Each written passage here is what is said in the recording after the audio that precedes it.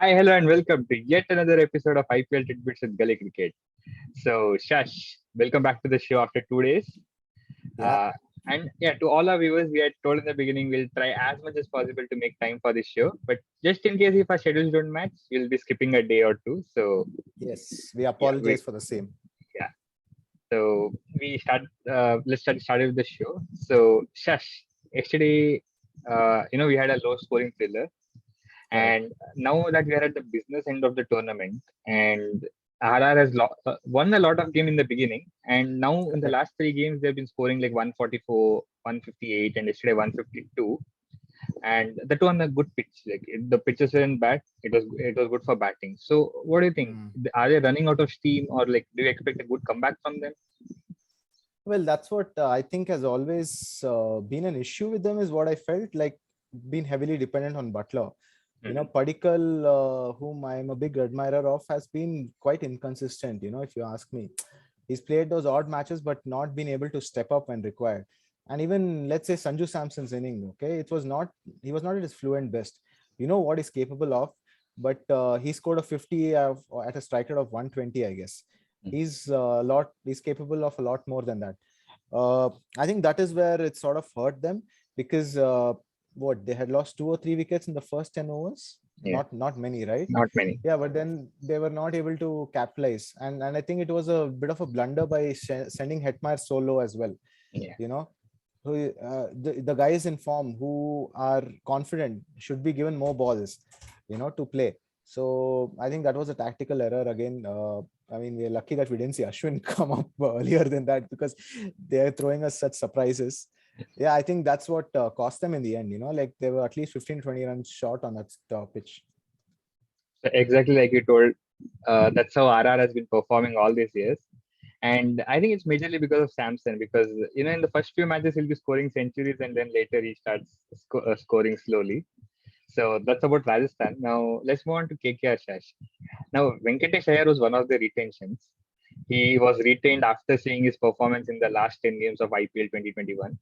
But now after playing 9 matches for KKR in 2022, he was dropped, joining the likes of Nokia, Jaiswal, and Abdul Samad. Cummins.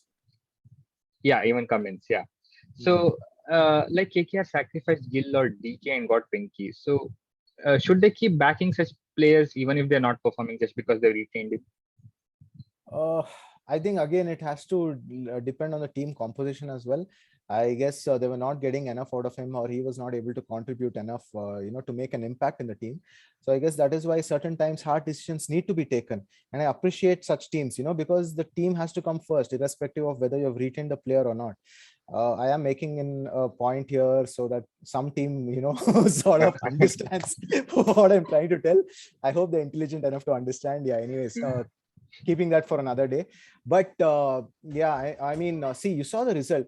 To be honest, Rinku Singh, I mean, what a knock that was. He looked very comfortable, and he's a fantastic fielder, all right. He's like one of your pocket-sized dynamo, you can say.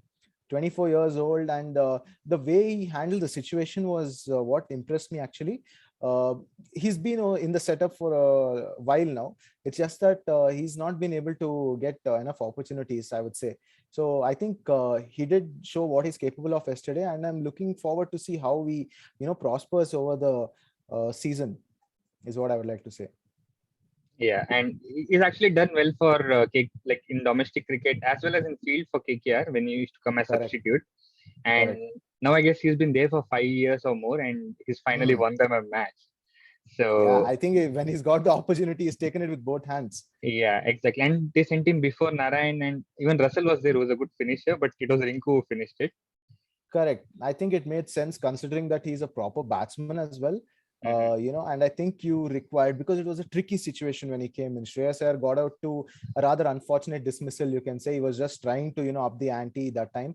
But I think the really great to see the way he handled the situation, and got KKR to a convincing win, I would say. Exactly. So also that reminds me, Shreyas struggled against pace.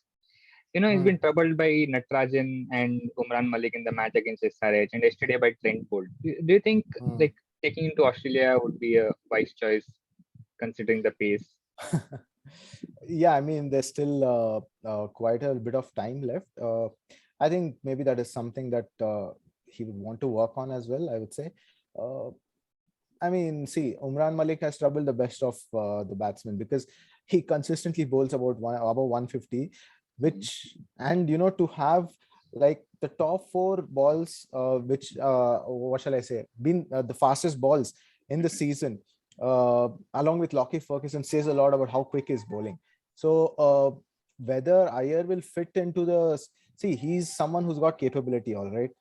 He's shown that. I think he can play both the roles. He can play the anchor role, and he's an excellent player of spinners. He likes attacking them. Now I think the fast bowling is something probably he would want to work upon himself as well. So that will be interesting to see if this selectors. I think he might be there in the squad if you ask me. Considering like just the chances that he's got for India, and I think he's done reasonably well for the Indian team. So let's see. That's up for another day, I would say. All right, so we'll discuss that before the World Cup. And Yeah. yeah, that was about the yesterday's match. And regarding our man of the match contest, our last episode was during RCB versus GT game. And I think everyone was No predicting wonder at RCB all. players. Yeah, it was Tewatia who came and finished the game. And even the night match was between RR and Mumbai. While many predicted RR would win, it was Mumbai who won it. So Hmm. we do not have winners for this episode, but do not worry, you have the contest. We'll tell the rules later. So moving on, today we have a exciting game again. We have the number one team, Gujarat, playing the Punjab Kings, who have won half as many games as the team they're against. Gujarat. Yeah. So it will be a very crucial game for Punjab because any loss can prevent them from getting a top four finish. What do you think should be the approach, Shash? I think it has to be a mix of caution and aggression, if you ask me, because I think they've been guilty sometimes of being way too aggressive and losing wickets, and hence getting to lower scores.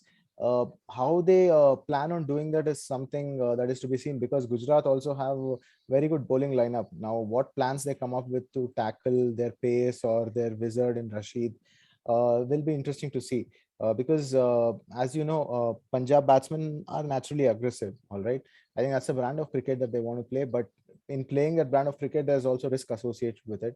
So probably they have to, like let's say, assign roles to certain players who will hold one end and give freedom to the other, batsmen. So that is what their mantra should be, is what I feel. Exactly. And for that, our matchups are handy for them. So coming to the matchups, now Livingston has a strike rate of 165 against Rashid Khan, but Rashid has dismissed him four times in 52 balls.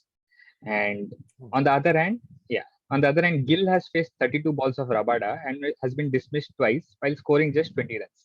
Now, both these batsmen are crucial for the teams to put up some runs. So, which battle are you more excited for? I would say both are interesting prospects, considering that you have a big hitter against a leg spinner who's not your conventional leg spinner, right? He's quite quick off the deck, can bowl your googlies, wrong ones can beat you with pace. So whether Livingston will be able to take him on might well decide the course of the game, because Livingston, as you know, likes to take on the bowlers. So how easy or difficult will he find Rashid?